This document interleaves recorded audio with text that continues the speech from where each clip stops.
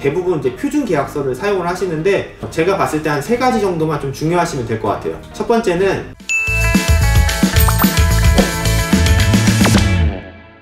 안녕하세요 여러분, 비와팅입니다. 자, 오늘은 드디어 제가 이제 두바이 집을 계약하는 방법에 대해서 하나씩 알려드리려고 해요. 지금까지 제가 뭐 두바이 마리나, 뭐 그린스, 스프링 뭐 이런 곳들을 굉장히 봤잖아요. 다 굉장히 좋은 곳들인데 저는 사실 이제 그린스 근처에 있는 더 뷰라는 곳을 이사를 가게 됐어요. 그러니까 더 뷰는 그린스랑 거의 이제 밀접한데 조금 더 한국말로 하면 신도시 같은 곳이라고 해야 되나? 그쪽에는 캐널 같은 이런 작은 호수 같은 게 있는데 그쪽 근처를 더 뷰라고 하더라고요. 그래서 이쪽에서도 뭐 강아지랑 산책하거나 아니면 아내도 굉장히 좋아할 것 같아가지고 이쪽으로 결정을 했는데, 사실 좀 비싸요. 좀 비싸긴 한데 그래도 두바이에 있었을 때 아내랑 좋은 추억이 될 것 같아가지고 이쪽을 정했고, 생각보다 이제 계약을 하거나 아니면 그 앞으로 해야 되는 단계들이 굉장히 좀 많더라고요. 인터넷 보면은 사실 뭐 영어로 막 써있고 뭐 굉장히 좀 절타가 어려운 것 같아서 혹시나 나중에 한국 분들이 두바이로 오셔가지고 뭐 정착을 하게 된다고 하면은 좀 도움이 되지 않을까 해가지고 영상을 찍게 됐어요. 그래서 몇 가지 말씀드리자면은, 이제 부동산하고 이제 막 집을 같이 보잖아요. 이쪽에서는 뭐 프로퍼티라는 그런 이렇게 집을 볼 수 있는, 한국으로 따지면 다방이나 직방 같은 곳인데 이쪽 보면은 다 부동산 굉장히 많아요. 이분들한테 연락을 해가지고 집을 보고 싶다 라고 하면은 이 집을 갈 수 있는 거고, 정말로 이제 파이널로 내가 이 집으로 하겠다 라고 하면은 이제 계약을 해야 되거든요. 근데 이제 계약을 할 때 보통 내야 되는 게 3가지가 있어요. 첫 번째는 세큐리티 데포짓이라고 해가지고 보증금 같은 경우인데, 내가 만약에 계약을 하고 나갔을 때 그때 뭐 안에 뭐 파손되거나 아니면 뭐 잘못된 것들이 있으면은 이 보증금에서 까지거든요. 보증금은 보통 이쪽에서는 한 5% 정도를 원해요. 그래서 내가 만약에 한 1000만 원이다, 내가 렌트가 1000만 원이다 라고 하면은 여기에 5% 이 세큐리티 데포짓을 내야 돼요. 그리고 두 번째는 뭐냐면은 당연히 내가 뭐 1000만 원이다 라고 하면은 이 1000만 원에 대한 월세, 그리고 세 번째는 이 에이전시 피 5%, 그리고 부가세까지 내야 되니까 한 6% 조금 넘는 금액인 것 같아요.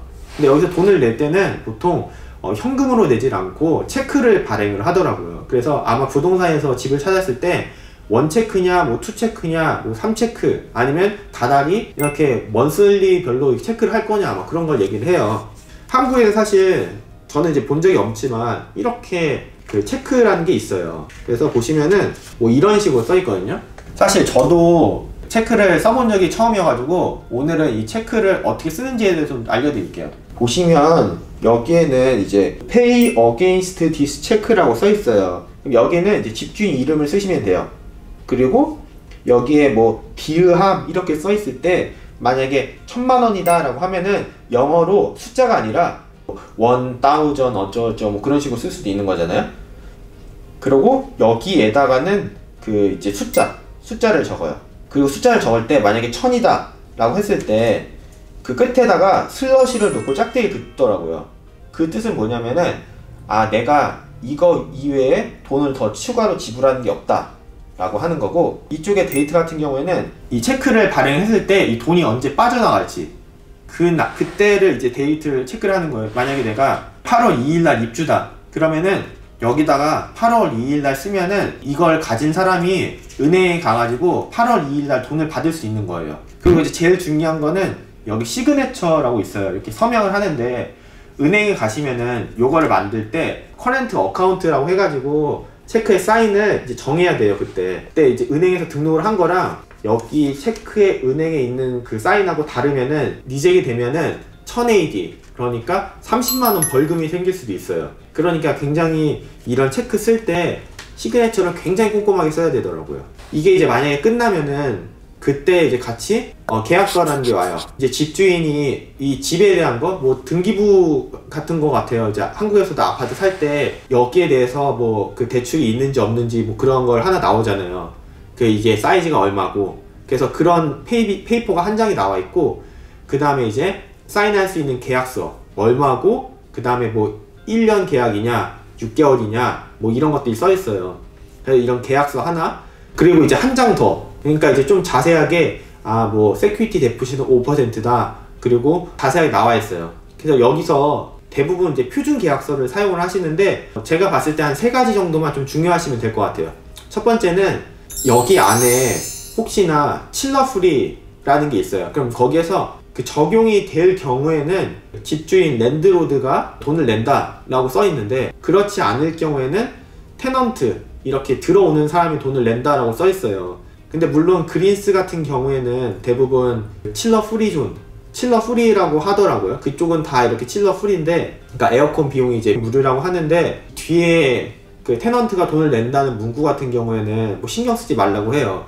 근데 혹시 모르잖아요. 만약에 내가 두바이 처음이고 사실 뭐 주변에 도움받을 사람이 없다라고 하면은 이 조항은 사실 삭제해달라고 부동산에 얘기를 하면 삭제를 해주시거든요. 저도 처음에 부동산이 그린스는 그 더뷰는 원래 이 건물은 칠러 프리니까 상관 안 해도 돼요 라고 하는데, 어쨌든 테넌트가 지불을 한다라는 게 있으니까 혹시 몰라서 그냥 빼버리는 게 되게 좋을 것 같아요. 그 두 번째는 만약에 내가 1년 계약을 했어요. 근데 중간에 뭐 사정이 있어가지고 뭐 한국으로 돌아가거나 아니면 다른 곳으로 이사를 가야 될 수가 있잖아요. 그런 경우에는 그런 조항이 써 있어요. 보통은 2달 정도 전에 미리 그 노티스를 하고, 그 다음에 그 월세 2달치를 낸다, 이게 조건이거든요. 그래서 내가 미리 나갔을 때 혹시 모르지만 굉장히 손해잖아요. 근데 뭐 정말 불가피한 일이 있을 경우에는 어쩔 수 없으니까 2달 미리 얘기를 하고, 내가 만약에 10월에 나가고 싶다, 8월에 미리 말하고, 당연히 이제 8월, 9월, 10월까지는 돈을 내고 11월, 12월치 그거까지는 이제 월세를 미리 내는 거죠. 그러면 집주인이 그 2달 동안 또 다른 세입자를 찾는 거고요. 그래서 이것까지 완료가 됐으면은 이제 또 하나 이제 중요한 게 있어요. 500에이드, 그러니까 한 15만원 이상, 뭐 예를 들어 전기가 문제가 있다든지 아니면은 뭐 수도 문제, 그런 큰 위험들이 있을 경우는 15만원 이상으로 드는 경우가 있잖아요. 그러면 이런 것들은 어쨌든 저는 월세를 살기 때문에 집주인이 지불을 해야 되는데, 그렇지 않을 경우에는 15만원 미만이면은 세입자가 돈을 낸다, 세입자가 다 수리를 한다, 이런 종목이 있어요. 근데 저 같은 경우에는 이제 500에이드였으니까 15만원인데 가끔은 이게 1000에이드라고 써 있는 경우가 있대요. 그럼 뭐냐면은 30만원 미만으로 나오는 수리비는 다 모두 세입자가 내야 되는 거예요. 근데 사실 30만원 미만으로 나오는 경우가 굉장히 많을 거 아니에요. 30만원 이상으로 나오는 거는 진짜 집에 큰 하자가 있는 거고, 그게 아닐 경우에는 제가 봤을 때는 뭐 10만원에서 한 20만원 굉장히 좀 많이 흔한 것 같아요. 그래서 이런 것들이 500A든지 1000A든지, 이것도 만약에 1000A라고 써있으면은 보통은 500A인데 이거 좀 바꿔주실 수 없냐 라고 하면은 내고를 할 수 있더라고요, 부동산에. 그래서 저는 이 500A, 그 다음에 2달 동안 미리 페널티 2달 요것도 확인하고, 칠러 프리존이니까 테넌트가 낼 수 있는 이런 종목을 삭제해달라고 해가지고 계약서를 진행을 했었어요. 그래서 이제 계약서 사인까지 하고 체크까지 발행을 해가지고 지금 있는 상황이고요. 이제 다음번에는 이제 뭘 해야 되냐면은 이자리 같은 걸 등록을 하고, 디와라고 한대요. 디와는 전기, 수도, 그 다음 메인테넌스 피, 뭐 이런 것들이고, 또 이제 그거 앞서서 이제 또 인터넷도 해야 되고, 뭐 이제 가구들 같은 거 있으면 뭐 해야 되고, 굉장히 좀 할 게 많아서 오늘은 이 정도까지 제가 소개를 해드린 다음에, 다음 편에서 실제로 제가 뭐 이자리 등록을 한다든지 드와를 등록을 하면은 그때 또다시 설명을 드릴게요. 그리고 두바이에서 사실 칠러 프리가 굉장히 중요하다고 얘기를 하잖아요. 그러니까 칠러 프리라고 하면은 뭐 에어컨 비용, AC가 포함됐다고 얘기를 하는데, 이게 제가 주변에 물어보니까 200만원에서 한 300만원 정도 나온다고 하더라고요. 그래서 두바이는 더우니까 안에 24시간 동안 다 에어컨 틀어도 이거는 뭐 집주인이 내는 거니까 사실 상관없겠구나 라고 했는데, 이게 보니까 한국에서는 에어컨을 틀면은 그에 따른 그 전기세, 누진세로 가는 거잖아요. 근데 이쪽에서는 에어컨을 트는 전기세는 똑같이 나가요.